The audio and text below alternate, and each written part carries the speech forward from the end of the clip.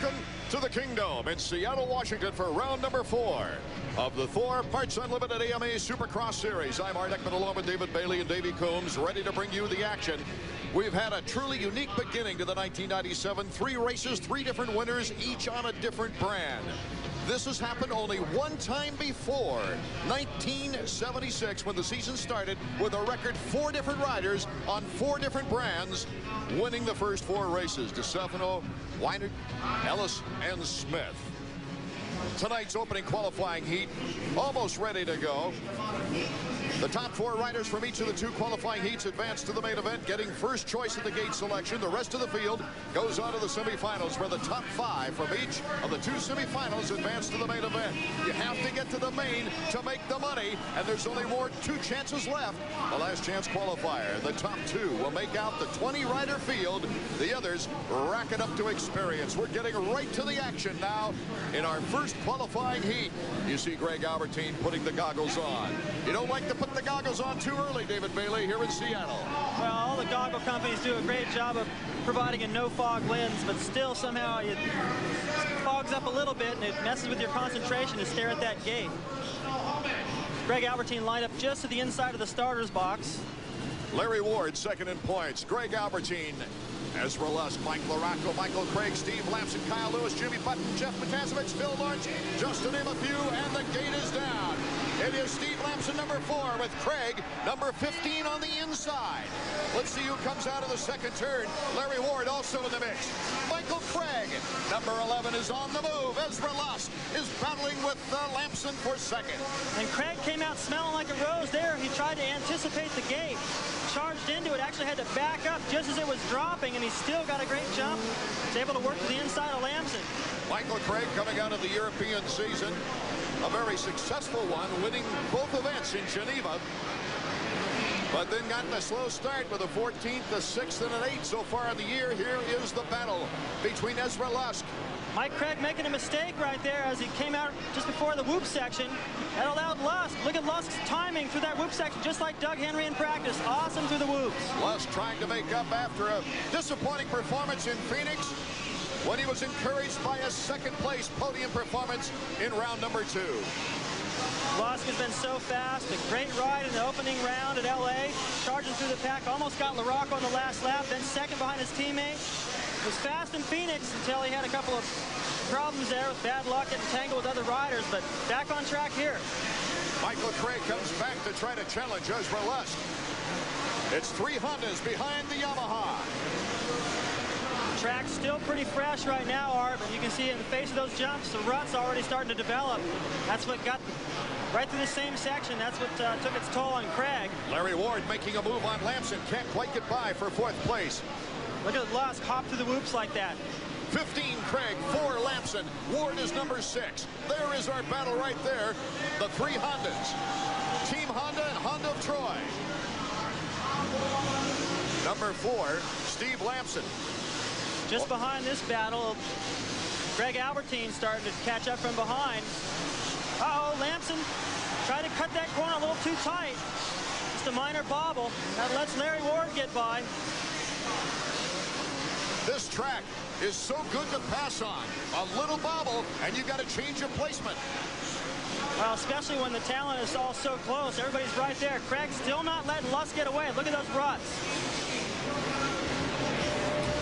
Ezra Lusk battles it out with Michael Craig. Who's going to win this battle? We'll be right back, and to find out in just a moment.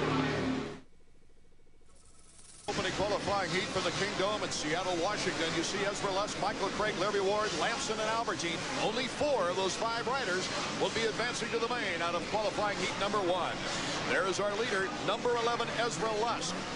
Well, everyone's so evenly matched, too, that top 3 really staying close to each other. There you see second, third just coming into the corner, but look at Lusk's timing through this whoop section. He only hops through there about 4 times, and that's it. And the local favorite, Larry Ward, who won his only Supercross race of his career in America, right here in the Seattle Kingdom, takes over second. Cruising through the pits a little earlier, talking to some people, they were all saying Larry Ward can get a good start tonight. With a 3rd, a 5th, and a 4th so far in the series. He's got a lot of confidence, and this is the only time he's ever won a Supercross in the U.S. here before. It's Ward, Craig, and then Steve Lamson. Looks like that tandem will send Greg Albertine to the semifinals. Craig's been fast, but he's one of those types of guys that can make a mistake here and there. If Lamson stays close enough, may be able to make that pass. All three of these guys very close. We've seen a lot of difference in the whoops every lap. One mistake through there. There goes Lamson. Here comes Lamson, number 4, to the outside. Oh, bar to bar. Michael Craig's not giving him any space. Lamson looks like he's grabbing for the throttle. He makes the pass to the inside off the rocking chair. Pretty slick as he jumped up over the finish line jump. Rather than jump all the way over, I don't think he had enough room anyway, but he just landed on the top, scrubbed off some speed, made sure he could stay to the inside. Worked perfect. That's what's going to be fascinating about the main event tonight, David Bailey, is how different these riders will ride the different sections when they're pressed, when they need to get some room. Well, you can see right there the mistakes. I mean, these are the best riders in the world, and they're making a ton of mistakes out there. It's just because the conditions are so difficult. Mike Craig casing it again. It's like riding on a sponge. I talked to Lamson. I go, do you even need the brakes out there? He's like, well, not really. Maybe on the start. That's about it. The ground just soaks up all your speed. Steve Lamson trying to uphold the Team Honda flag. Has yet to win this year. He'd love to take a victory home from Seattle. Lamson's still got a little ways to go to catch Larry Ward. Lamson a disappointing 12th in the first round, a 10th in the second round, a 9th in Phoenix the third round. Lusk still out front looking smooth, but Larry Ward's actually starting to close in a little bit. It's a later stage of the races, and I wouldn't expect Lusk to ride as hard as he can all the way to the finish, but on this type of track, one mistake could cost you that much time right there that he's got on Larry Ward. So he's need to keep pushing. Also, they got lappers in the way. Won't let him take the line he wants. Ezra Lusk, in his best performance of the year, was round 2 when he won his heat there, took the whole shot in the race, and took second. Here's a battle between LaRocco and his teammate Albertine. White flag lap. Final lap is underway. These two riders, though, have a lot of space to make up if they hope to qualify. Only the top 4 riders are going in this one. Unless one of the guys in front of him goes down, looks like they're both going to go to the semi and continue this battle. Ezra Lusk is our leader. He's held it from the very start. You see how close Larry Ward is now. Larry Ward is getting his strength back after that leg injury before the season started. And he's looking very strong. Came up a little bit short there. You know, I think Larry did well in the early part of the season because he came in without a lot of expectation or pressure. This difficult a track, David Bailey, they're going to have to look out for difficulties with lappers in front of them. Ezra Lusk takes the heat race with Larry Ward a close second place. Lamson in third. And Michael Craig will be the final qualifier in fourth. We'll be here. Top 4 will get their choice of early gates, while Albertine, LaRocco, Button, Lawrence, Lewis, and Jeff Matasevich are going to give us some good semifinal action, David. All the semifinals this year have looked like the heat races. So much talent not making the cut. Ruts separate the men from the boys here in Seattle, but David, this is a whole new design this year. I'm really impressed with the track design. I think they did an excellent job of creating some new obstacles. From the Suzuki track map, you can see it's a long start, but a pretty small first corner. And as they make that first left, they don't make the first left, they actually make the next one. So that becomes a sweeper. The whoop section over to the right of your screen has been giving the riders fits because of the ruts. And then the finish line jump is one of the biggest ones we've seen so far, probably the biggest one ever. It's going to be exciting. And because of the ruts and the new layout, probably the best chance to pass out there I've seen so far this season. Last week's winner giving us a wink, Jeff Emming. Along with Jeremy McGrath, the defending champion, Doug Henry, our points leader, and winner of round 2 is in this qualifying heat. John Dowd, a 125 Eastern winner. Here's Doug Henry, of course. Boy, what a start on the season that young man has. Wyatt Seals, the mechanic for Jeremy McGrath, as Jeremy puts on the goggles, ready to go. Also Damon Huffman, Damon Bradshaw, Mike Kudrowski, Michael Cherm, Chamberlain and Brian Swank, along with the 125 Eastern rider David Pingree, also in this lineup. So we've got a lot of them running for the chance at the big bucks here in the second qualifying heat at the Kingdome in Seattle. A great crowd here in the Kingdome, David. It's good to see. They're great fans here in the Pacific Northwest. And they're pretty much rooting for Larry Ward as to what's that first heat race. Okay, they're revving up and they're off. Oh, what a scramble. Jeremy McGrath pulls out with Henry, number 20. It's between the two, and Jeff Emig crunches in. Jeff Emig takes over the lead. Emig with a tremendous burst of speed. That was amazing. It looked like Jeremy had the whole shot for sure. Then Henry got around him on the outside, motored his way, and then Jeremy cut him off, and here comes Emig out of nowhere. Remember, the top four will qualify out of this heat now as Emig and Henry and McGrath. Then it's number 13, Brian Swank. This is exciting because you got last week's winner, Emig, who's starting to find his rhythm again, and Henry and McGrath. If you cruise the pits after practice today, everyone seems to be thinking that tonight it's either going to be McGrath or Henry by the way things looked out there so far today. Jeremy McGrath looking for, of course, his first victory on the season after 4 consecutive Supercross championships. Got started late in the season with the change to a Suzuki bike. Every week, the settings on this bike have been different, David Baylor. They're getting better and better, though. And can you imagine what it's like to try to do all the things that Jeremy's had to do, the commercials, the expectation, all the pressure, not even knowing what gear he was going to wear until the last minute, and then try to dial in the bike with all the rain. I think he's done a marvelous job under the circumstances. Well, he says they've come light years with this bike in the last week. He's had a chance to work out 8 to 10 times. Henry now giving some excitement to Emig. You see the difference trying to hold on. Yeah, they got a difference of lines here. A little mistake by Emig. And he's taking the line, I think, that Henry wants to take. Henry's getting through that whoop section a little earlier, just like Lusk was in Heat 1, just bouncing through there about 4 times, and that's it. Jeff Emig and Doug Henry starting to pull away a little bit from Jeremy McGrath as Mike Kudrowski has moved in to the final qualifying spot, number 100. But right now, our cameras are focused on the 2 leaders. Look at that. Jeff Emig. Oh, what a jump by Henry. Henry jumped all the way over that little triple there. It's not even really meant to be one. Henry makes it into one. Henry was pretty inventive in practice, experimenting with a lot of different lines. I think we're going to see a lot of that now that he's not following Emig. He's got to do something different. He practiced that earlier. Here comes Henry to the outside. Emig gets hung up on the hay bale. Here comes McGrath, but Emig gets started in time. Emig in second place with a close Jeremy McGrath on his tail. But Doug Henry now has got some breathing room. Now, this is just an indication of what we're going to see all night. The soil just makes the pros not look quite like pros at times. These guys are going to make more and more mistakes as the track starts to rut up and deteriorate.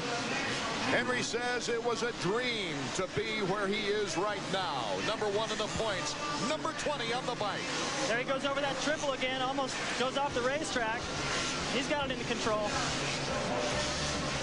Okay, more outstanding qualifying action coming up. Can Henry hold on?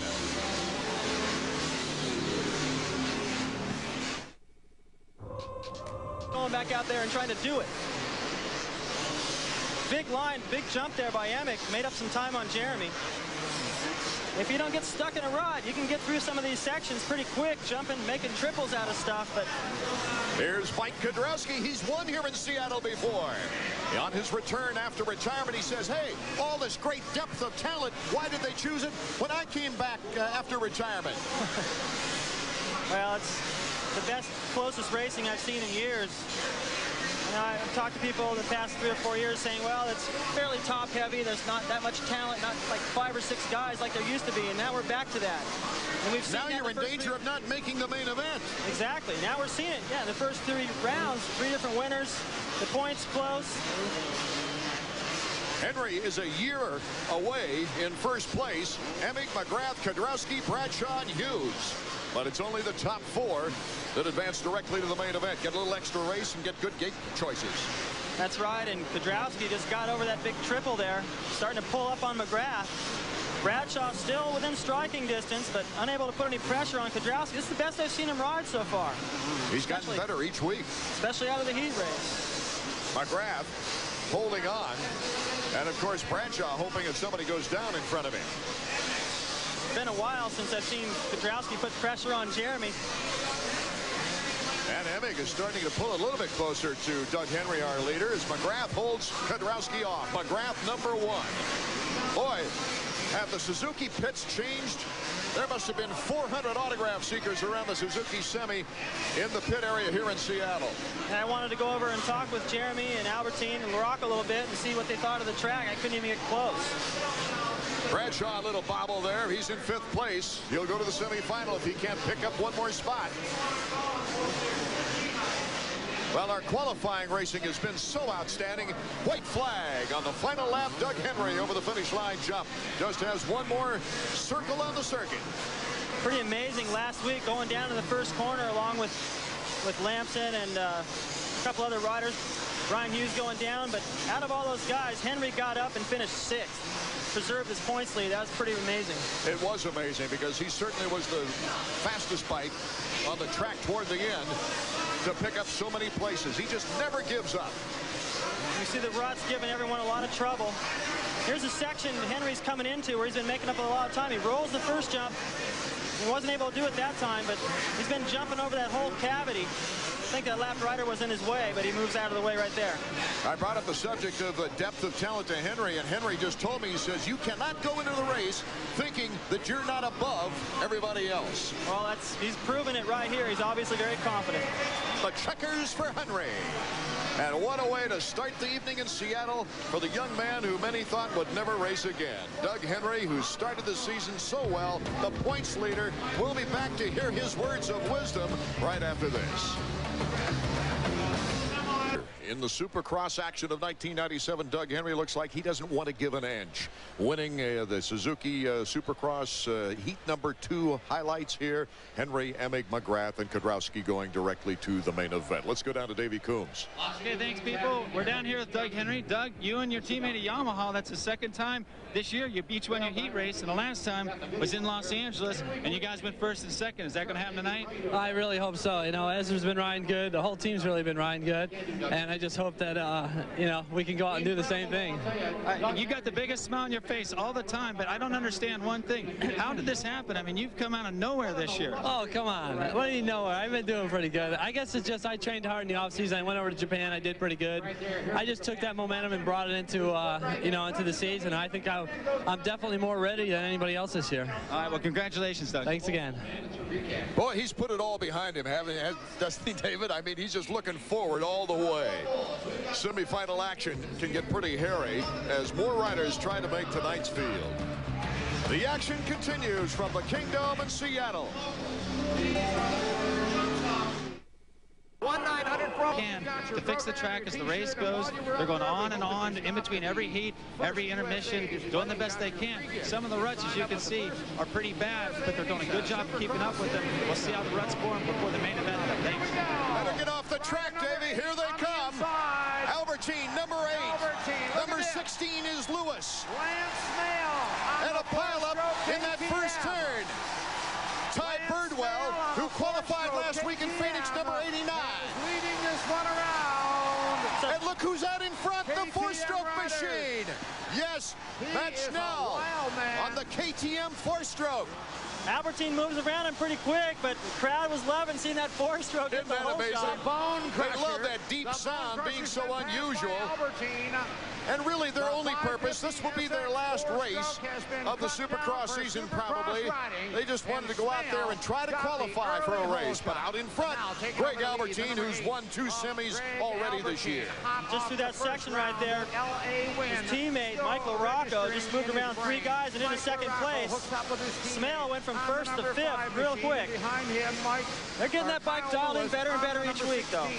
We've got yellow bikes running 1, 2, and 3 behind them. Okay, so it's LaRocco, and then Lance Mail, or Albertine, LaRocco, Lewis, and then Jeff Matasevich, who'll be heading for Japan in March to start testing for his series, and then Schnell.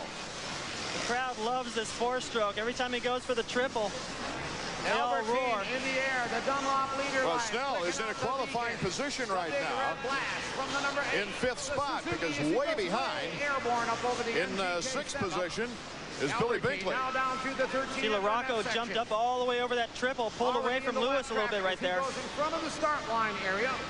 Albertine and Now he makes the Laraco Parts Unlimited turn over the are Parts leaders from Unlimited. Team Suzuki. Checkered flag not out yet. Both these guys suffering so-so starts in the heat race.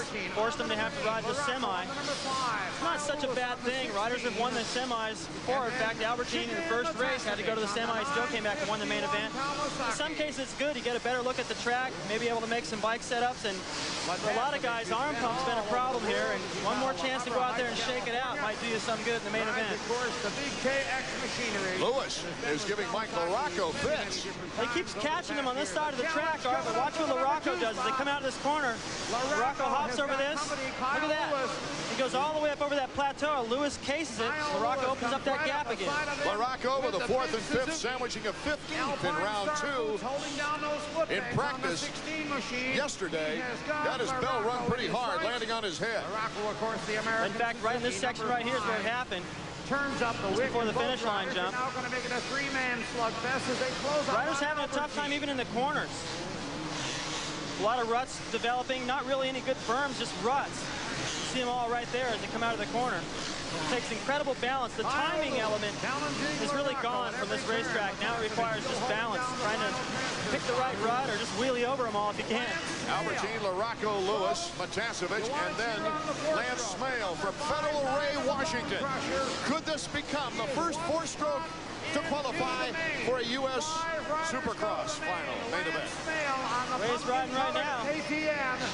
Looks like he very well could. It's been getting better and better every week, and it's just amazing to see a 4-stroke indoors in the Supercross, especially a track this technical, able to perhaps make the show. Outdoors, not that much of a surprise. Okay, the race to the finish in semifinal number 1 when we return. Over here on the west. David Bailey, Davey Coombs. In Seattle, we have 8 riders that have already qualified for the main. 5 more will qualify out of semifinal number 1. The team chaparral. Greg Albertine, number 8, is our leader, catching up with the lappers already. There you see 2nd and 3rd. Mike Laraco, very smooth through the whoops. Kyle Lewis having a little bit more problem. It's Jeff Matasevich in 4th. Matt Snail Albertine in 5th. The white flag lap. 1 more lap to go to qualify for the main event. Albertine's just been looking better and better every week. Talked to him during the week, and he said, I told him, you know, you look different out there. Does it feel different? We got a battle for the final qualifying position. We're on Lance Smale right now, but Jimmy Button is on the move. Number 18, Button is riding with broken cartilage between his ribs. What a gutsy performance by Button and Team Chaparral. Tried to outjump the 4-stroke that time, but Smale is holding on. Oh, this crowd is going crazy for a semifinal race. Look out, here comes Button. Number 5, right in Button. That might do it right there. Smale was unable to go for the triple. For Lance Smale. Good move from Button. Then he gets all the way over that triple. That's probably going to consolidate this transfer spot. Albertine getting better and better every week. I talked to him. He said he was just more confident. Checkered flag for Albertine. Albertine, of course, after winning the semifinal round in Los Angeles, in round number 1, went on to win his first American Supercross. And what an effort by Jimmy Button, who is in pain.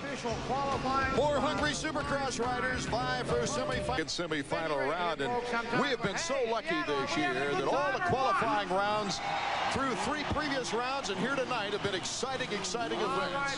The next team. It's been fantastic. Everything that's this season so far, all the races have been so close, all the different winners. You go around the pits, I've mentioned this already this season, and ask somebody who they think's going to win, and it's really been a toss-up, not like last year where everyone just goes, well, McGrath, then Emig. It's really changed. Add a lot of more suspense back to this. Semi-final number 2, getting ready to go 6 laps. Damon Bradshaw, winner here in 1992. Ryan Hughes, hungry for his first Supercross victory. Thinks he's got things back together. There's Ryan, number 9. Ryan Swink, injured last week, did not perform, but he's in there trying to fight his way to the main event. Damon Huffman. Oh, what a great battle he had in Seattle against Jeremy McGrath. And of course, you've seen Lance Smale. The last couple of laps hung it up, and Jeremy went on to win. We're off. Semi-final number 2. Oh, what a pack going into that first turn. That's down number 14 on the inside. Number 17, though, out in front. number 17, Damon Huffman. Pingree is in second, number 57. He's a 125 Eastern rider, just getting some experience on the 250s. Here comes Dowd, making a move with Hughes for third. My memory serves me correctly. It's been a little while since Huffman got a hole shot. Some serious talent now. Got a clear track ahead of him, but he's got Ryan Hughes and Pingree right breathing down his neck. Machines all running together. Huffman, Pingree. Hughes around the outside, 17, trying to find a way around Pingree. Hughes getting on the podium in last week's race in Phoenix.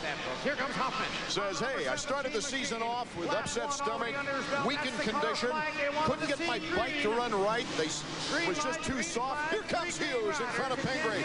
Can Pingree hold on the inside? No, Hughes has the edge. And Dowd will be the next.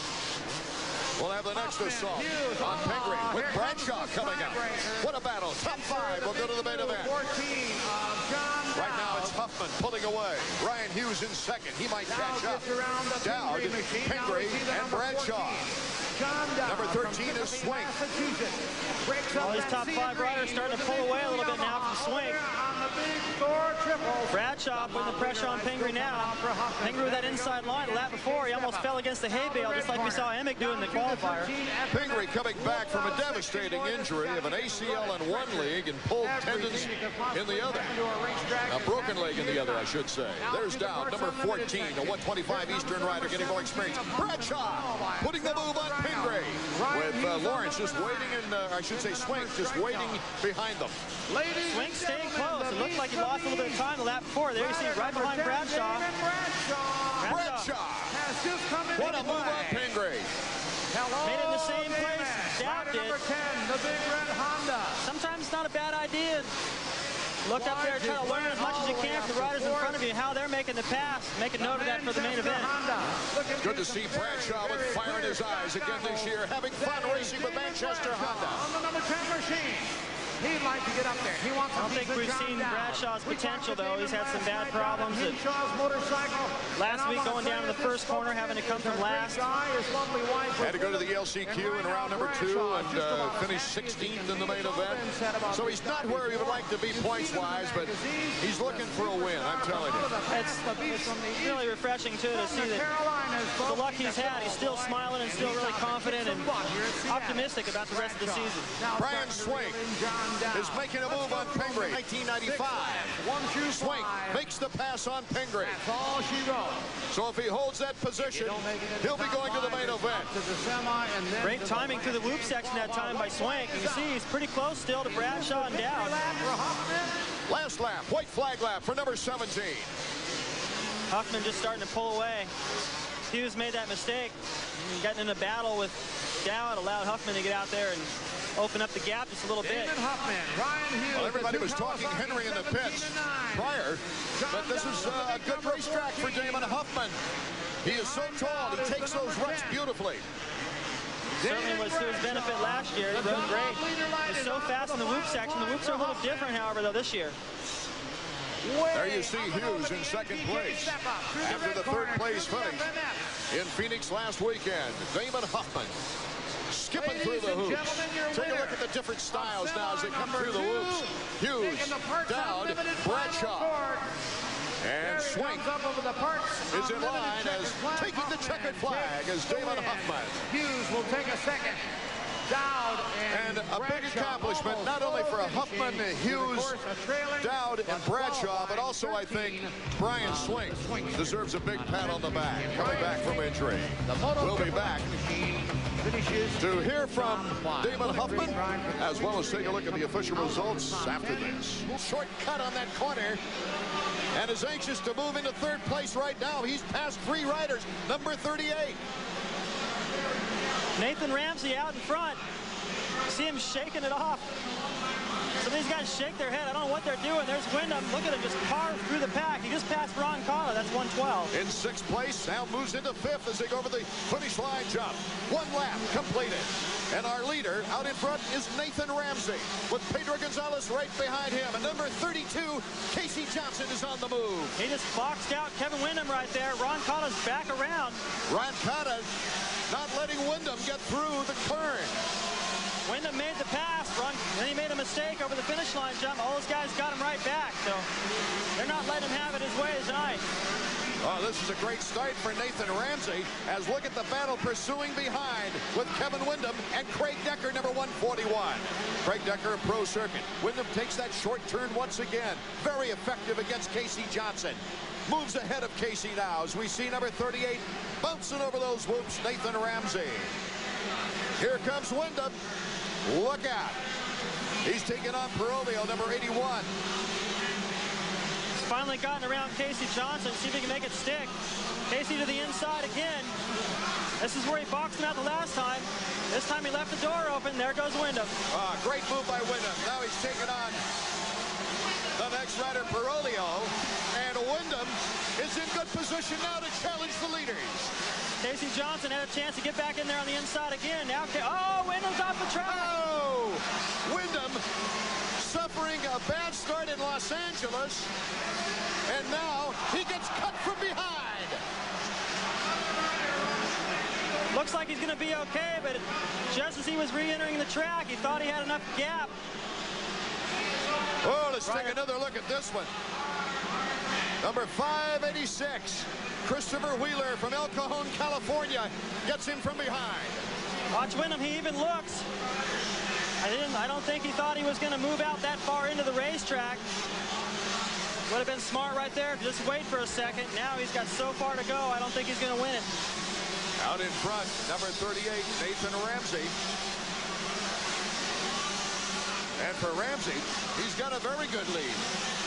Boy, everyone, including myself, thought Wyndham was such a heavy favorite here tonight to win this thing, even with a bad start. But Stefan Roncada,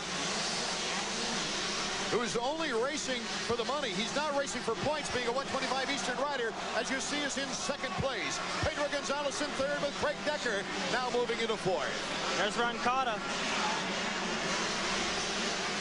As we see Roncada going through the ropes, let's go down to Davey Combs and check in with him with Kevin Wyndham's mechanic. Hey, thanks, Art. Allie, you guys going to hit the panic button. What are you going to do? You just got to stay relaxed. He's starting to catch up now. We got another 11 laps. We just got to get as many points as we can. Did that surprise you, Kevin, falling this early in the race for the second time this year? Yeah, it's just so many ruts out there, and I don't know what happened. I didn't see it. I'll let you get back to work. We had a much better view than the Ali Sharman, because he's down low, couldn't see on the other end of the track. Kevin Wyndham trying to fight his way back into it. I think he may have bent the handlebars too when he went down that time. He went down hard. Nathan Ramsey, number 38, was just looking for a couple of podiums this year. He has an 8th in Los Angeles, made the podium in Los Angeles for round 2 with a 3rd place finish, and picked off an 8th after starting 18th in Phoenix. There's a lot of green coming through the whoop section right there. Ramsey, Roncada, Gonzalez, Decker, and Johnson. Decker putting in a good ride. He's on the podium if he can stay there. I don't think he's going to be happy with that. You know, with the new 125 ruling, David Bailey, about other division non-top 10 riders being able to go to the other division and practice, this has been a great advantage for Stefan Roncada. He's just getting more and more comfortable. Ramsey almost coming up a little short right there. Pull the front up way up high just to make sure he got over that 3rd jump. Well, he's one of the few 125ers running with a power jet carburetor. As Ramsey has all kinds of trouble coming through the whoops, Roncada picks up the form. We'll be right back to see if Roncada can catch Ramsey after this. Here it is, the no-holds-barred world of Millet 97. More close calls, more true stories, more incredible footage, exclusively here, not sold in stores. See Los Angeles is 2nd in Phoenix. Let's go down to Davey Coombs once again. Okay, thanks, Art. I'm down here with John Bundy. You're a very happy guy right now, but that French kid's coming. What are you going to tell Nathan? Just stay smooth and ride his own race, you know, and maybe things will work out our way. Okay, thanks, John. John Mitchell, better known as Bundy. Got a little of that accent. Maybe it's from being around Ramsey too long. Stefan Roncada, though, really showing some top form. Number 112 is starting to make a challenge, David. Roncada again, jumping the triple. Ramsey not able to do it. Remember, as this track gets more and more worn out through the main event, those ruts get deeper, and apparently Ramsey's not comfortable with jumping that triple in the ruts.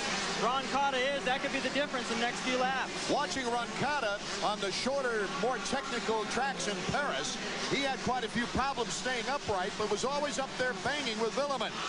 But Roncada seems to like the American tracks better. It appears so, and he's got a great shot at winning this main event. Got a huge gap back to third place now, so he can relax a little bit, just bide his time and look for the right place to make the pass. He told me last week he was just so excited to be up there with Wyndham. Little mistake by Ramsey. Mistakes like that are going to cost him. That's going to give the confidence to Roncada. Especially in a 15-lap race where you can certainly get tired quickly. Craig Decker is making a move on Pedro Gonzalez for third. This time, both these guys went for the triple. I think Ramsey knew that if he couldn't go for it, that just might be it. Roncada's close enough. Yeah, we've got a good battle for first and second and a good battle for third and fourth. Roncada was just, as I said, so excited to be up there looking at Wyndham for so long. He actually had a few opportunities to pass him last week in Phoenix. Finally, his arm started to pump up. He just was so excited and so nervous. He just had to back off and play it smart, which had to build his confidence, and the only other step up the ladder would be a first place. It looks like he's got a great opportunity. As we take a look at our leader, Decker has moved into third. Ramsey starting to pull open a little bit more lead this lap. Able to get over the triples. There was a couple laps there where we started making mistakes. I thought Roncada was going to get him, but he's responded to the challenge. Oh! Down goes Ramsey. And Roncada runs right over him. That gives Decker a great opportunity in third. Here comes Decker, not quite yet. He was quite a ways off, about 10 seconds behind. There goes Decker by both of them. Decker, along with Villeman, number 125. And Ramsey just getting up 38. A tough break for Roncada, who didn't have time to react. Let's take another look, David. Well, you can see right here by his body positioning, got a little cross-rutted, didn't have enough speed. He went down hard, did a complete flip with a huge impact. Roncada was already in the air, had nowhere to go, but right into the front of his motorcycle. It took him a long time to get up. You can see the ruts taking their toll right there. Decker, another mistake. Oh, what a battle now. Villeman is in the lead. This could be his first American win. Villeman, this was to be his last Supercross race before returning for training in Europe to get started on the GP circuit. If he wins this, I'll bet you $1 or more he's coming back for the next round.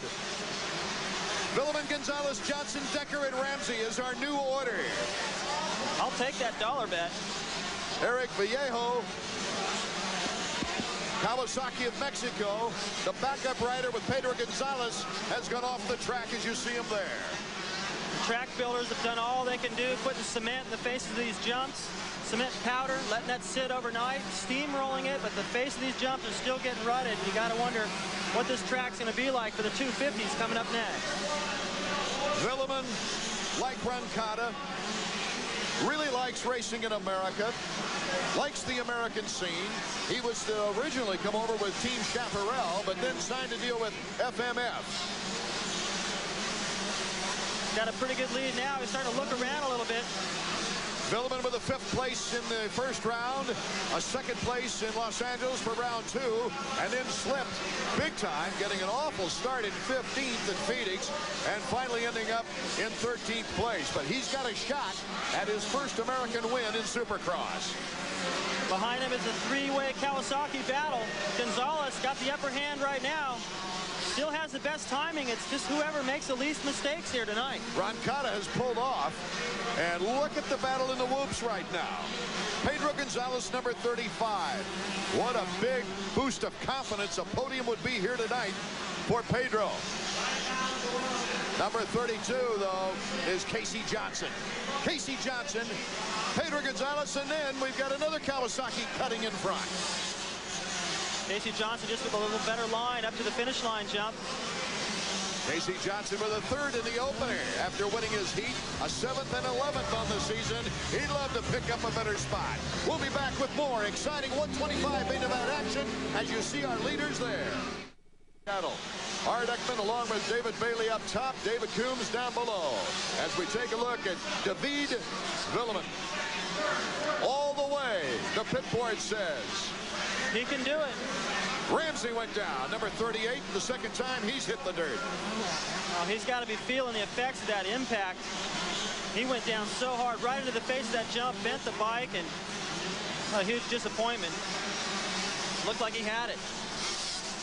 Villeman, who is 4th in points, has a good shot really at the title should he pick off a win here tonight.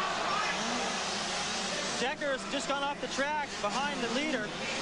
And so we've got another change of order.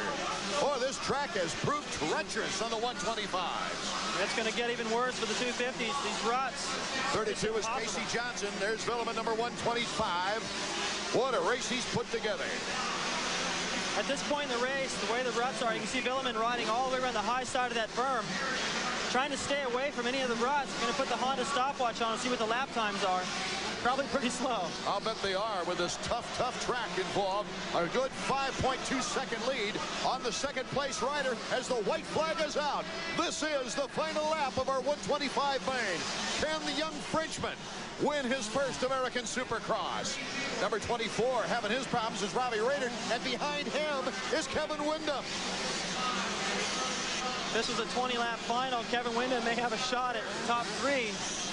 The race to the checkers is on, and he's got to hold it all together now. It's composure time for the young Frenchman. Windham in 7th, unofficially, as I counted back. Really a survival of the strongest, the smartest, the guy that makes the fewest mistakes. You see Villeman right here just not even trying to go for any of the doubles, just play it smart. Isn't it wild that Ramsey, who took the whole shot now to the front, Raynard, who has done such a quick job this year, and Windham are all behind this young man. The checkers for David Villeman. Oh, he's got to be a happy young man. And coming across in 2nd place, his best finish of the year is Casey Johnson with the Pro Circuit Kawasaki. Villeman, number 125, is feeling the hurt after that victory. Well, the 125 celebration will be a great one. I wonder if it's French champagne. And Kevin Windham is now 2 out of 4 on the 125 season. The big guys 250cc main event is coming up next. We'll also hear from our winner, who speaks fairly good English. Good luck, Davey Coombs, when we come back. The bike you dream about means serious cash. He was leading the 125 main event here in the Kingdome in Seattle and led a parade of 125 riders that hit the dirt here this evening. Roncada was already in the air, as David Bailey explained. He could not go anywhere, and new leaders came around. Let's go down to Davey Coombs now with our very happy winner. Okay, thanks. I'm down here with David Villeman. David, this is a great way to go back to France with a win here. Yeah, I leave for France on Tuesday. I'm very happy to finish my trip in America by a victory. I'm very happy for FMF because I have a lot of support from FMF. All my friends, my mechanics, my parents, and I'm very happy today. Were you surprised about the way all the other Americans were falling out there? There were guys falling everywhere. It was crashes. There was a battle between Casey Johnson, Craig Decker, Pedro Gonzalez. A very good battle, and we saw the 2 first fell, but I think it's a race, and I'm very happy to win here. Okay, congratulations on your win. Now we're going to turn around and talk to Casey Johnson. This is our runner-up. Casey, same thing, it was a demolition derby out there. Yeah, there was a lot of riders going everywhere, and it was kind of hard to keep track who was who, you know, like people were falling down, and, you know, if you tried to go to the outside, they went to the inside, and they cut you off, and it was a good race. We really had a good race going, and I'm real happy for David. He's getting ready to go overseas, and hopefully he can do pretty good back there. All right, well, congratulations on second, Casey. Thanks a lot. I'd like to thank my mechanic, Dave Feeney, for keeping that bike running really good, and all my other sponsors, Split Fire Pro Circuit Kawasaki, Renthal, braking, bell helmets, Scott goggles. Thanks a lot to Bevo, getting my goggles going, and all you fans for coming out. Thanks a lot. Back up to you, Art. A good friendship between those riders, obviously, as we take a look at the sad side of Kevin Windham's performance.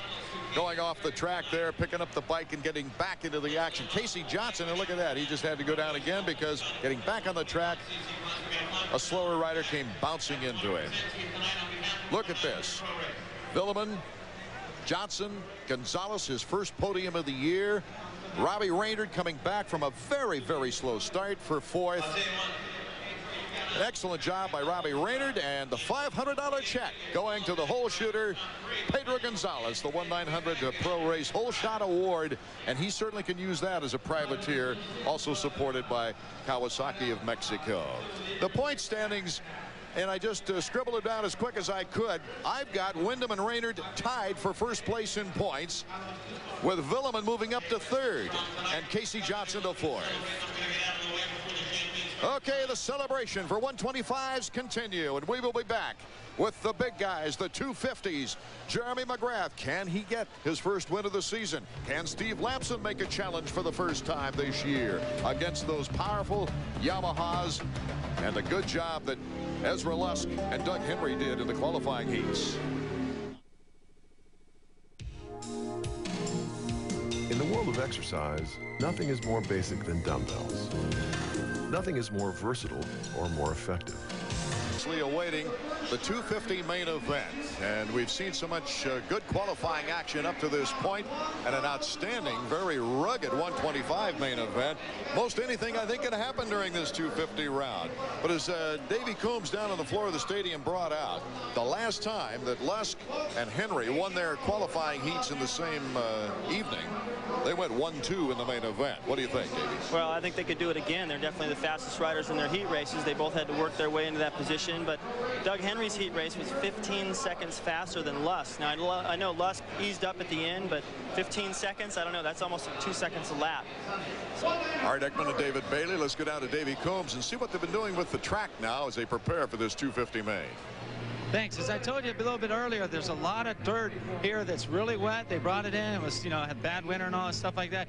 But they're really working really hard to change all the jumps, all the ruts and everything like that. That's why that 125 race we just saw was like a demolition derby. I've never seen that many wrecks in one race, and I think that we might have the same thing in the 250 race. They're doing the best job they can to get everything fixed up, but, the track breaks down quick on a day like this. Davey, what's your impression of Jeremy McGrath right now going into this main event? Well, I think that right now Jeremy really needs this win. I know he's got a lot of confidence. He acts like, no problem. I've got a 3 and a 2 the last couple of weeks, but he really needs to win because he's a winner. He's improved his results each of the first 3 weeks. The only way he can improve tonight is to get a win. I think this is going to be really important going into the next part of the series. Jeremy McGrath, I hope he doesn't get too close to Wyatt Seals, who's got the flu, his mechanic, and there Mike Gossler is giving last-second instructions and conversing with his rider, Steve Lampson. David Bailey, you've got several other riders here that looked very good in the qualifying, and I think Larry Ward is at home here, don't you? Larry Ward is definitely at home here, winning here before. He knows what it feels like. The crowd's definitely behind him. Last year he got the whole shot and just took off. Only problem then, he just didn't have the fitness from his injury to go the distance. This time I think he's healthy. He's got the confidence. They're number 8, stretching his arms up. I think Albertine's got a great shot at tonight. Yeah, I think he does too. I talked with him earlier this week and told him I thought he looked a lot better, and he said he's a lot more confident. He felt like he could have caught Emig in Phoenix. That's why he was pushing it and ended up going off the racetrack. And he's pretty happy to have 2 bad races really and still be where he is in the points. And Emig, he could come out and surprise everyone. After he won in Phoenix, he was like, that's the first time I ever won in January, I think. And he's got the confidence now, I think, and he realizes that you just have to keep your cool. And on this racetrack, if he can keep his cool, he may come out on top. The Phoenix win was a good win for me. It was good for the team and everything. It was the earliest that I had ever won a race. Basically, I don't think I've ever won in January.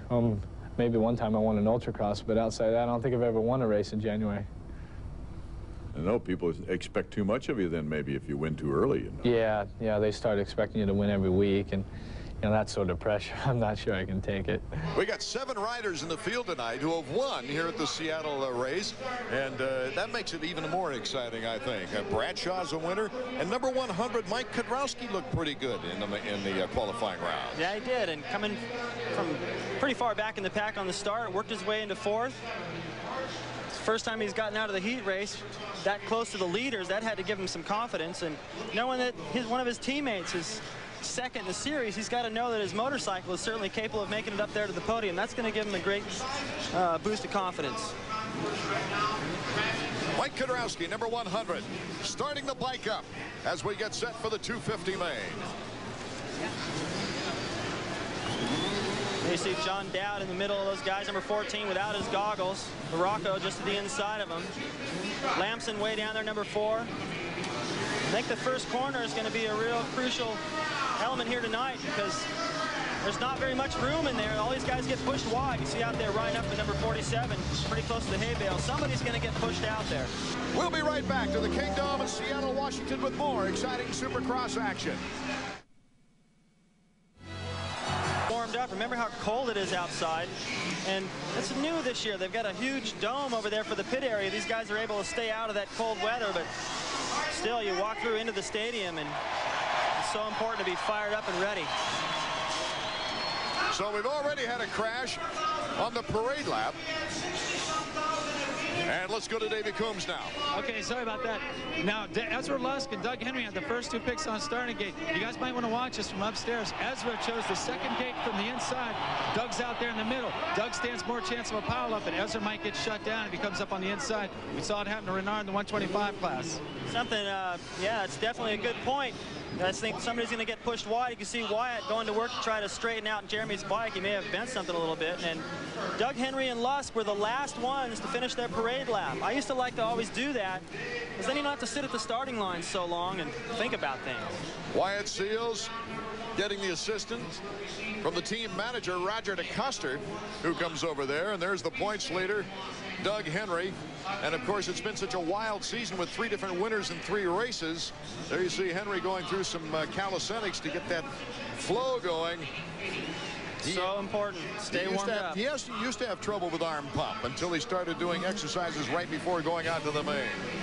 He's one of the fittest guys. I talked with his mechanic, Pete Steinbrecher. He feels like his rider, Doug, is in the best shape of anybody out here. And I know that Doug likes to have that confidence sitting on the starting line. Steve Lamson looking for his first victory. If we're going to see 4 brands and 4 different riders win the first 4 races, he's got to win tonight. It's either got to be him or Larry Ward, and they both have a legitimate shot. That's right. 30-second board is up. When it goes sideways, the gate will drop anywhere from 5 to 10 seconds. It's get anxious time. You see Jeremy Emming right there. There's Jeremy McGrath alongside of Albertine. Number 17 is Damon Huffman right next to Jeremy McGrath. Let's take a look to see who gets out of the chute first. Oh, the crowd's gone. They're really enjoying it. It could go at any time now. The 250 main from the Seattle Kingdom is underway. Lamson, a good start, number 4. Does he pick up the $1,000? It's close. Michael Craig, number 15. Jeremy McGrath is right there. Oh, a great start. Ezra Lusk is right behind Jeremy McGrath, number 11. In first place, it's Mike Craig. Jeremy McGrath in second. Steve Lamson in good position third. Then it's Ezra Lusk trying to make a move on Lamson.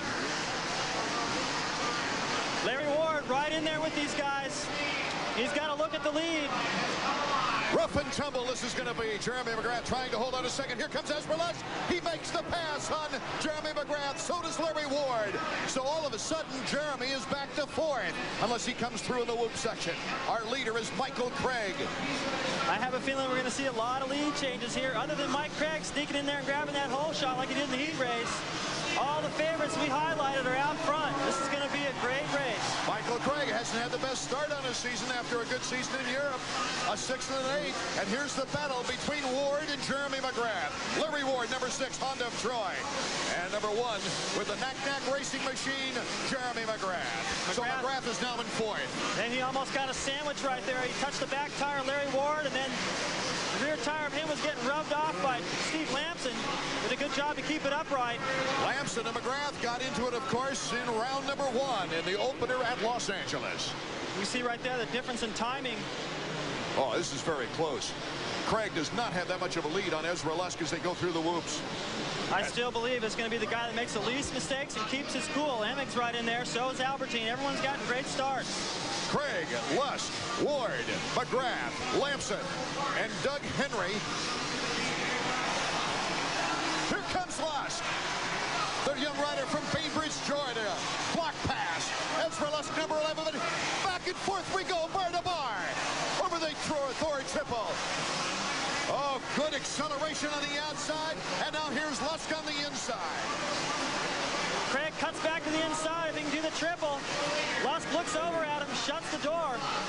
These guys are starting to pull away just a little bit from McGrath and Lamson, but Larry Ward now. Larry Ward and McGrath swapping positions the last couple of laps. Still in the hunt. And with the rough track, almost anything can happen here tonight. Ezra Lusk and Michael Craig, 1-2. There's Stephen Butler, the mechanic for Ezra Lusk. Wyatt Seals putting the board out for Jeremy McGrath as McGrath's in 3rd. He's being pressed by Larry Ward, and Doug Henry is very close to Larry Ward. Ezra Lusk, our leader.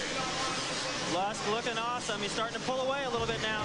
So can Ezra Lusk, who took a 2nd place in Los Angeles and who ended last year with a good 2nd place in Denver, can he hold on? We'll find out when we get back.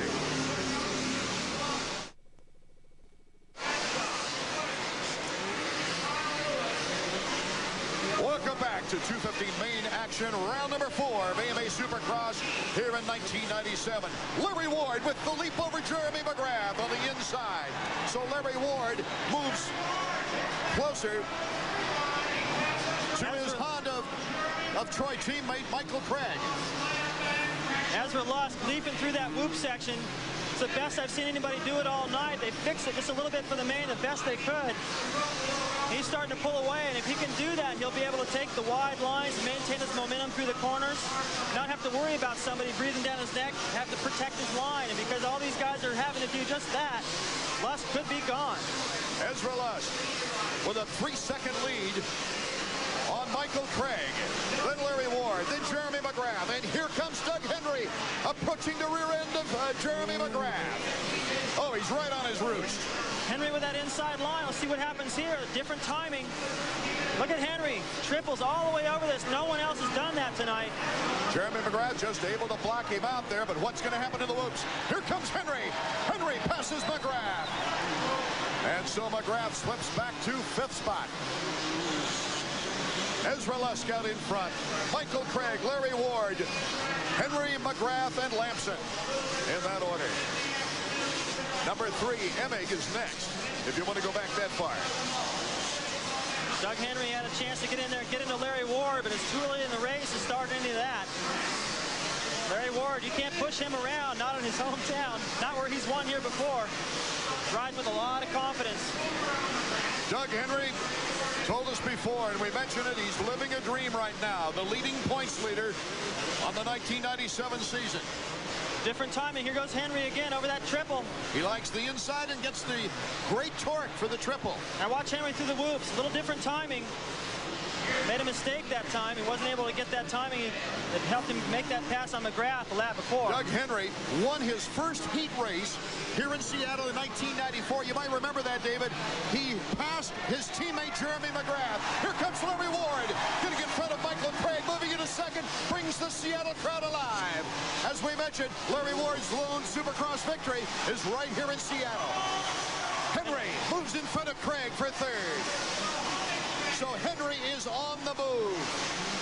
His pass of his teammate at the time, Jeremy McGrath, in the heat race, shocked the Honda crew.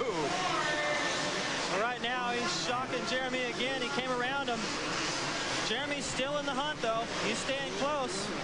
Like I said, you're going to have to play your cool. Lusk is down. Lusk went down.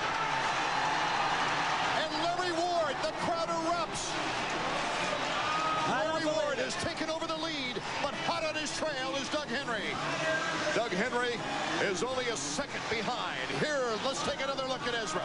Ezra starts in, gets cross-threaded right there. State's sitting down in the seats. We could get that preload and hop those bumps. Got cross-threaded, didn't hop anything. A tough break for Ezra Lusko, who is back up and running in 5th place. He's not far away. The battle's out in front. Here comes Doug Henry on the bumper of Larry Ward. Larry Ward trying to hold on.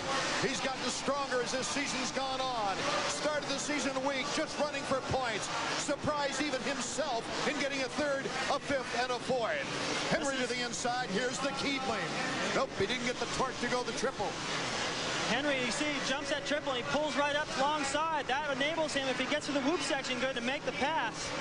Larry Ward's also got a good line through there, though. I think he should be able to hang on to that spot, especially with the inside line in the corner. You saw Marshall Plum hanging out the board for Larry Ward. Let's go down to Coombs, who's with him. All right, thanks, sir. Marshall, it's a demolition derby out there. Said this all night. What are you going to tell Larry? Just keep pointing straight or start worrying about those guys behind him? He just got to stay relaxed and stay focused on the track. Try not to make too many mistakes and look ahead. Jeremy McGrath is not giving it in, I'll tell you. He just passed Michael Craig, and he's in 3rd position right now. Larry Ward with a 2.5 lead on Henry. And Lusk is still there. He dropped the spot to Mike Craig trying to fix his clutch lever. But now he looks like he's regained his form, and he's putting the pressure on these guys. And right behind him, Lamson. With all that congestion, there's not much hopping on the triple as they come into the whoops. Jeremy McGrath with Michael Craig and Ezra Lusk, number 11. That's Lamson, number 4. And number 3 is Jeff Hemming. What a race. Lusk has regrouped and moved back into 4th. He's looking at the back of McGrath. These guys have both got a good look at the leaders. They're not that far ahead. So a new summary. It's Ward, Henry, McGrath, Lusk, Lamson, and Craig. Henry inching up on Larry Ward. The crowd here in Seattle, Larry Ward's native state of Washington, is holding their breath. Larry's holding his too. I bet his mechanic's been telling him to breathe. Doug Henry's mechanic's been telling him to breathe. Watch the difference of lines right here. Well, we talked earlier with Larry Ward. He certainly had some confidence. Here comes Henry. Ward got the position, though. But Henry is just sizing him up. We mentioned earlier, David, this track is pretty easy to pass on. Pete Steinbreaker, Henry's mechanic, and Davey Coombs, I think you moved over to him now. Is your rider in better shape than Larry Ward? I have a good feeling he is. He's been working real hard at the beginning of the season, and Larry had some, I think, some physical problems. So we're going to see at this end of this race. All right, thanks, Pete. Back up to you, Art. Could Doug Henry become the first 2-time winner on the season? Definitely a possibility, but I don't want to take anything away from Larry Ward. Riding great. He's got a good enough line here. You see, he triples that. He's on the inside. So even though Doug triples it over there on the outside and closes the gap, Larry Ward still controls the corner and the best line through the whoop. Ruts might play a big part. You see how deep that rut in the corner was. You can flow. You can do it. Marshall Plum is mechanic this year. Larry's no stranger to leading races. He led here last year. We already talked about that. Didn't have the fitness. Pete Steinbreaker still thinks that his rider's fitter, but I don't think it's going to come down to fitness. I think. Oh, almost got the block pass with the lapper in the way. They were trying to get around number 47. And that was Ryan Huffman who made it with the last chance qualifier. It's going to come down to sheer determination and will. Who's got the most resolve, and behind these guys, McGrath is dangerously close. Ward took a 3rd place here in 1995. Ended up 8th in 96 after leading the first 10 laps. Larry Ward by the bar. Doug Henry. A lot of Doug Henry fans here. Very knowledgeable fans of the Pacific Northwest, knowing how far Doug Henry has come back to lead this race. Not just in the race, but in life. You can see as Larry Ward went through the mechanics area just after he got past, looked like he just took a great big deep breath. Like, okay, get it together. He made a couple of mistakes, but you're still got a good lead over McGrath. You're still right there with Henry. Anything can happen at the end of this race. 8 laps to go. That's McGrath in third. 8 laps to go is an entire heat race. And Emig has moved into fourth. Lamson in fifth. And LaRocco now in sixth. This is that good line that Henry has over the triple jump. It's not even a triple jump. He just turned it into one. It's worked for him, and why it's working is because his timing, the jumps that he's having to gas it to lift off from have no ruts, because everyone else is jumping over those jumps. So he can guarantee himself should be able to jump that every lap. Craig cannot breathe and is having trouble with his breathing anyway, and has ridden off the track. As we take a look at the leader, it's Henry, Larry Ward, Jeremy McGrath, Jeff Emig, and Steve Lamson. Lamson's starting to put the pressure on Emig now. Oh, that's a good duel. Lamson feeling the heat. He puts the heat on himself to move up that ladder for Team Honda, the Lone Ranger. It's a great track. You can see all the different choices of lines. Everyone's got a different idea of the fastest way through sections because of the ruts. Getting everyone fits. Lamson right there coming up short. Looks like he hurt himself. And here comes LaRocco moving up a spot. LaRocco into fifth. That really took the wind out of Lamson's sails. He may have hurt his wrist there. His bike might have seized. Ryan Hughes, we're getting a report now from Davey. Ryan Hughes' bike is possibly seized up. Oh, bad break for Ryan, who's had a tough start after the third in Phoenix. He was hoping to really move it. And number 12, he's coming off the track, Phil Lawrence, who's got that very bad torn tendon in his thumb. Lawrence talking things over with Dean Gibson, his mechanic on the sideline. He's so far out of the points right now, it's not that devastating. Button is down. Jimmy Button, riding injured for the Team Chaparral, is down number 18. So, as we saw in the 125s, it's happening again in the 250s. This track is brutal, and I think the fittest and the smartest, the guy that plays his pool with the most patience, is going to prevail. Larry Ward is riding an outstanding race. Let's take a look at the Honda stopwatch now as Doug Henry tries to pull away. Should be a pretty good time. Here's Larry Ward in second, Jeremy McGrath in third, some 8.4 seconds in back. And Jeff Emig on the move. Here comes Mike LaRocco. He could, oh, Mike LaRocco having all kinds of problems. Did he go down? He went out of her shot. No, he's still up. There's Ezra Lusk, 22.9. Mike Kudrowski coming through. Lamson fading further back now. There's Greg Albertine just coming through. Bad start for Greg. Number 16 is Kyle Lewis before he goes to Japan. As we take a look at this Honda stopwatch to see what the lap time for number 20, Doug Henry, might be. You mentioned earlier, David Bailey, Doug Henry had a phenomenal lap time and race time in the qualifying heat. Well, it's approximately 2 seconds a lap faster than Lusk's. I know Henry pushed a little harder through the whole race. Look at his timing. Oh, 54.3. It's pretty quick. A lot slower than it was in practice, but at this point, he's starting to open up the lead over Larry Ward, and I'm sure that's good enough for him. Henry, Ward, and McGrath. And it looks like McGrath is starting to pull up on Larry Ward for second place. 4 laps remaining. It seems like an eternity. It's an eternity for these guys, especially for Larry Ward. Henry looks like he's got control of things out front, but Larry Ward's now starting to feel the heat from McGrath. It's going to be a tough last. Jeremy McGrath setting his sights on his first Supercross win. He got his first win in the heat in the 125s here in Seattle. Look at it, back and forth, Larry Ward. And McGrath inches ahead of Larry Ward. I think Larry Ward right now, Art, is playing it smart.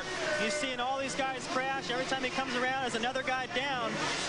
And he doesn't feel like he has the speed to challenge McGrath. Why fight it? Why chance going down and getting 11th or finish? And he's second in points. It's a wild season. Yeah, he's got a great position in the point standings. And Jeremy McGrath led all the way but 2 laps here in 94, and he had a flat tire. And it took him out of the contention there. Let's go down to Davey with Bland Shields. Okay, thanks, Art. Thanks, David. What? Do you have enough time to get him? You got 3 laps to go. Jeremy just moved in the second. I don't know. Doug's riding a good race. Excuse me. He's riding the ruts really well. So 2 laps pretty much is all we've got left. But if he makes a mistake, yeah. All right, well, I hope you feel better. Thanks, man. Jeremy McGrath is not only past Larry Ward, he's picking up space on Doug Henry, our leader. That lap, look at the difference right there. Henry Number 20. Larry Ward still very close. Any one of these guys could go down, and Larry will get it back, but Jeremy jumped the triple that lap on the far side of the racetrack. Kudrowski fans, he's moved into 6th. But the real highlight is number 1. Can Jeremy McGrath, with only 2 laps remaining, catch Doug Henry? Henry couldn't do the triple that last lap around. Not this one. He's over this one clean. He's heading up to the triple where he couldn't make it before. These guys are already lapping Bradshaw. 2.5-second lead. Doug Henry over number 1.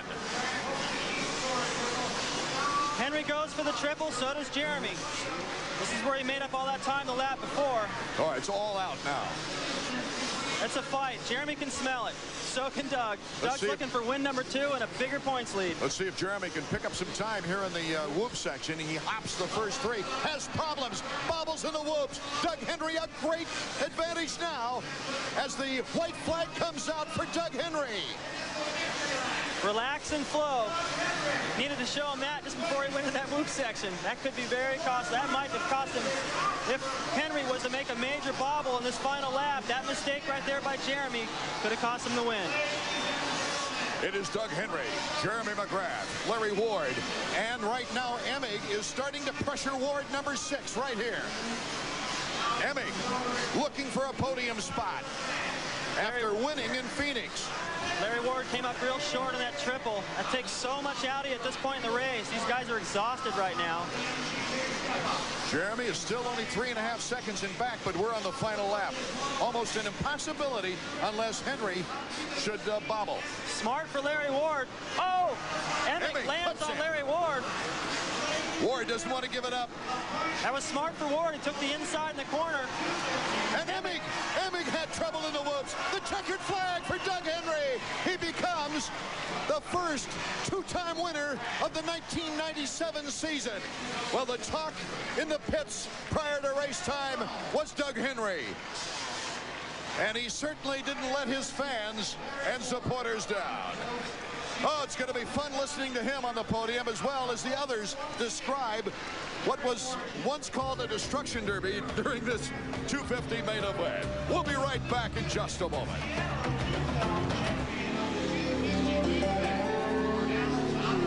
Has been brought to you by Suzuki. Right now, your Suzuki dealer has the ride you've been waiting for and the financing to get it. And by Honda, the winners of the last 9 straight 250 Supercross championships. Honda, come ride with us. Welcome back to an exhausted Kingdom. The fans were treated to some great bang-bang racing as we see here Doug Henry making a pass on Larry Ward. Look at that, right around the outside. And he leaped into the whoop section just to make sure he could get out in front of Larry Ward and control that line through the whoop section, pulled away from there. And although Jeremy got close at the end, Doug jumped all the triples, didn't make the mistakes to allow Jeremy with any kind of a chance to take him out in the corner at the end. So the 2 riders that you said were most mentioned in the pits, finishing 1 and 2, Doug Henry and Jeremy McGrath. Let's go down on the floor of the stadium, and I'm anxious to hear their comments. I hope you are. Davey Combs, take it away. Okay, thanks. Second time this year, Doug Henry. You surprised me again. You surprised everybody. Congratulations. Thanks a lot, Davey. You know, after last week in Phoenix, I got a 6th place, and after that race, you know, that whole week I just didn't really feel too comfortable. And after that weekend, I just focused. I said, man, I'm gonna go win Seattle. I told my wife I was gonna win it. And I came out here and did it, and she's going to be so happy. You're having just an amazing year. You surprised everybody. But the one thing is you're showing no kinks in your armor. You're doing it on all the tracks. You come up here in Seattle. What's it going to take to stop you? Well, I don't know. It's really too early in the year to say. If I get this thing keep going, then you could ask me that question. But right now, it's I still got to focus on winning. Okay, you going to give Stacy a call? Oh, yeah, definitely. Last week I didn't get to thank all my sponsors and stuff. You know, Yamaha has been doing such a great job, and you know, we just picked up Bridgestone tires this year, and they've been working great. And Shoei and Fox and just Scott, everybody's just helped me out, and they stuck with me through the years, and I really appreciate it. I want to thank them. And one guy, or a couple guys I really want to thank a lot is Pete Steinbrecher for sticking with me through all this, and my new trainer, Jim Delzer. All right, congratulations, Doug. Okay, thanks a lot. Okay, now I'm here with the second place guy. This is Jeremy McGrath. Jeremy, it gets better every week. I saw you struggling a little bit there in the middle of the race, but then you really picked up the end. You almost caught Henry. Whoa. Yeah, the bike was really excellent out there. It took me a few laps to get going, and I mean, the bike came off the gate good, and I was riding really good. I was just riding maybe a little bit too cautious out there. They were hanging it out a little more than me in the beginning, and got going towards the end, but we're figuring it out. Okay, I saw you were having some trouble in the one section over there where Henry passed you, and toward the end you started to pick it up. Is that not being familiar with the bike, or is that just how tough the Seattle track is? Well, the Seattle track's really tough because it's really soft dirt out there, and there's a million lines you could take, and you know, it's just when you land off jumps, you got to go right back into another run. It's really tough out there. All right, well, congratulations on second, Jeremy. Thanks a lot. I'd like to thank all you fans for coming out. I'd like to thank Suzuki of Troy, Fox, Spy, Bell Helmets, 1-800-COLLECT, Alpine Star, Sidomax, and my parents and all my fans. Thanks. Yeah, and your buddies of the Chicago Bulls. Yeah, that's right. Thanks, you guys, for coming out. I'm going to go check your guys' style tomorrow. Okay, and finally, our third place rider. This is basically the hometown guy, Larry Ward. Larry, congratulations. Thanks. You know, it was a pretty good night. Pumped up a little bit in the main. I just got a little nervous, and I got a little tired. But we're getting it figured out. That new bike's working really good. The Honda Troy guys are doing a great job. And, you know, coming back from the broken leg, this is the second time on the podium. I think things are going to go real good the rest of the season. Well, you're like Doug Henry. You're nothing but surprises so far this year. We know you're hurt early, but you've been riding really well the whole time. Yeah, like I said, that CR250 Honda Troy bike is working really good. It's getting me pretty good starts. And, you know, like I said, I can only get better. Can't get any worse. So third's good.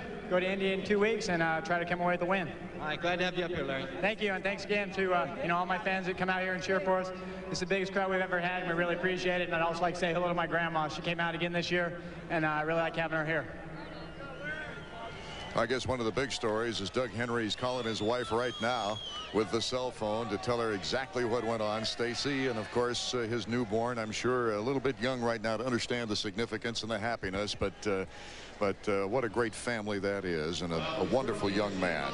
Number 20, Doug Henry, victorious here for the second time this year. Of course, holding on to the points lead as we take a look at the point structure.